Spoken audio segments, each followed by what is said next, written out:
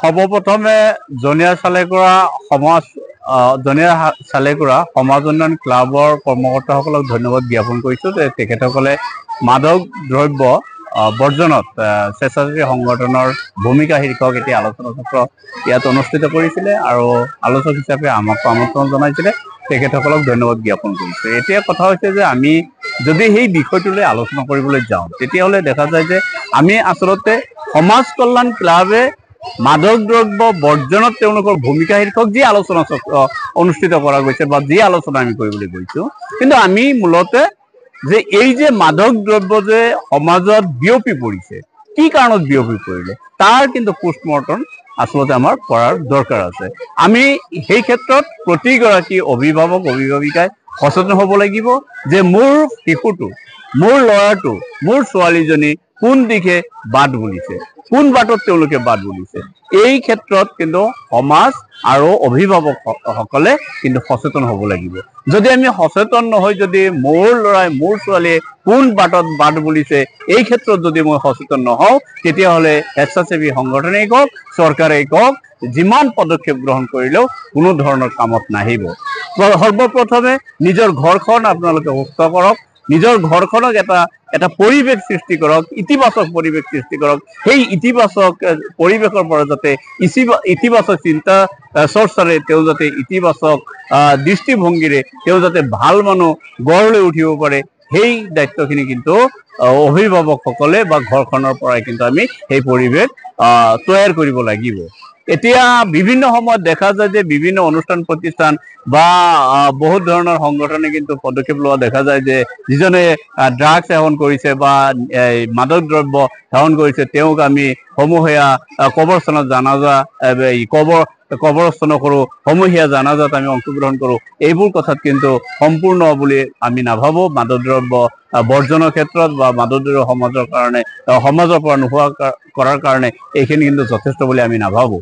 এইকাৰণে নাভাবোঁ যিগৰাকী ব্যক্তিয়ে নিজৰ জীৱনটোক তিল তিলকৈ মৃত্যুৰ মুখলৈ ঠেলি দিছে, তেনেকুৱা ব্যক্তি মৃত্যুৰ পাছত তেওঁৰ ওপৰত শাস্তি অনাটো কিমান দূৰ যুক্তিসংগত এইখিনি কিন্তু আমাৰ চিন্তাধাৰাত নপৰে। কিন্তু মই ক'ব বিচাৰিম যে আমি ক'ব বিচাৰিম যে তেওঁক আমি যদি এখন সুস্থ সমাজ যদি আমি গঢ়িব বিচাৰোঁ, তেতিয়াহ'লে এটা শিশুক বা অনাগত ভৱিষ্যতত আমি এখন সুস্থ সমাজ প্ৰথমতে তৈয়াৰ কৰি তেওঁলোকক দিব লাগিব। যিসকলে ইতিমধ্যে মাদক দ্ৰব্যত আসক্ত হৈছে তেওঁলোকক আচলতে আমি সমাজে বৰ্জন কৰিব লাগিব। তেওঁলোকক লৈ কোনো ধৰণৰ ইতিবাচক নেতিবাচক চিন্তা চৰ্চা তেওঁলোকক আমি বাদ দিব লাগিব। তেওঁলোকৰ লগত কোনো সুসম্পৰ্ক আমি ৰাখিব নালাগিব। সকলোৱে তেওঁলোকক ঘৃণাৰ দৃষ্টিৰে চাব লাগিব। সকলোৱে তেওঁলোকক আমি যদি বৰ্জন কৰিব পাৰোঁ, তেতিয়াহ'লে আমি এখন সুস্থ সমাজ গঢ়িব পাৰিম। আৰু তাৰ লগতে মই এটা কথা ক'ম যে আমি অভিভাৱকসকলে সদায় সতৰ্ক থাকিব লাগিব যে আমাৰ ঘৰখনত কেনেকুৱা ধৰণৰ মাত কথা হৈছে, যে আমাৰ শিশুটোক, আমাৰ ল'ৰাটোক, আমাৰ ছোৱালীজনীক কেনেকুৱা শিক্ষা আমি অভিভাৱকসকলে দি আছোঁ। আৰু এটি কথা মই এইখিনিত ক'ম যে আমি চাহৰ দোকানত যিসকল ব্যক্তিয়ে অযথাই আড্ডা দিওঁ, অযথাই সময় ব্যয় কৰোঁ, সেইসকল ব্যক্তিয়ে নিজৰ ল'ৰা ছোৱালীক সময় দিয়ক, নিজৰ ল'ৰা ছোৱালীৰ লগত বহক, ভাৱৰ আদান প্ৰদান কৰক, তেওঁলোকক শিক্ষা দিয়ক, তেওঁলোকক মানৱীয়তে শিক্ষা দিয়ক, তেওঁলোকক ভৱিষ্যতে যে দেশৰ সুনাগৰিক হ'ব লাগিব তেনেকুৱা সপোন দেখুৱাবলৈ প্ৰতিগৰাকী অভিভাৱকে যত্ন কৰক। তেতিয়া দেখিব সমাজখন এনেই সুস্থ হৈ উঠিছে। ধন্যবাদ। চালেকুৰা সমাজ কল্যাণ পৰিষদৰ দ্বাৰা আয়োজিত আলোচনা চক্ৰত আপুনি এগৰাকী আলোচক হিচাপে উপস্থিত থাকি কেনে অনুভৱ? মই সঁচাকৈ আজি আনন্দিত যে আজি জনিয়া চালেকুৰা যিটো সমাজ কল্যাণ ক্লাব, এই ক্লাবৰ জৰিয়তে এটা আলোচনা চক্ৰ পাতিছে আৰু তেওঁলোকে বৰ্তমান প্ৰাসংগিক এটা বিষয়, যিটো গুৰুত্বপূৰ্ণ এটা বিষয়, যে মাদক দ্ৰব্য সেৱনৰ পৰা কেনেকৈ আমি এই যুৱ সমাজক অলপ আঁতৰাই ৰাখি শুদ্ধ পথত আনিব পাৰোঁ, তাৰ কাৰণে যে আজি এটা দীঘলীয়া আলোচনা হ'ল। আৰু এই আলোচনাৰ জৰিয়তে মই ভাবোঁ যে যথেষ্টখিনি ৰাইজ উপকৃত হ'ব, কাৰণ ইয়াত যিখিনি কথা কোৱা হৈছে বিভিন্ন দিশক আমি সামৰি পেলাই আলোচনা কৰিছোঁ আমি গোটেইকেইজনে। গতিকে সঁচাকৈ সমাজত এটা ইতিবাচক এটা দিশ নিশ্চয় তেওঁলোকে বিচাৰি পাব। প্ৰথমে মই এষাৰ কথা ক'ব বিচাৰোঁ যে আজিৰ যিটো আলোচনাৰ বিষয়বস্তু আছিলে যথেষ্ট গুৰুত্বপূৰ্ণ এটি বিষয়। এইটো হৈছে মাদক দ্ৰব্য বৰ্জনত স্বেচ্ছাসেৱী সংগঠনসমূহৰ ভূমিকা।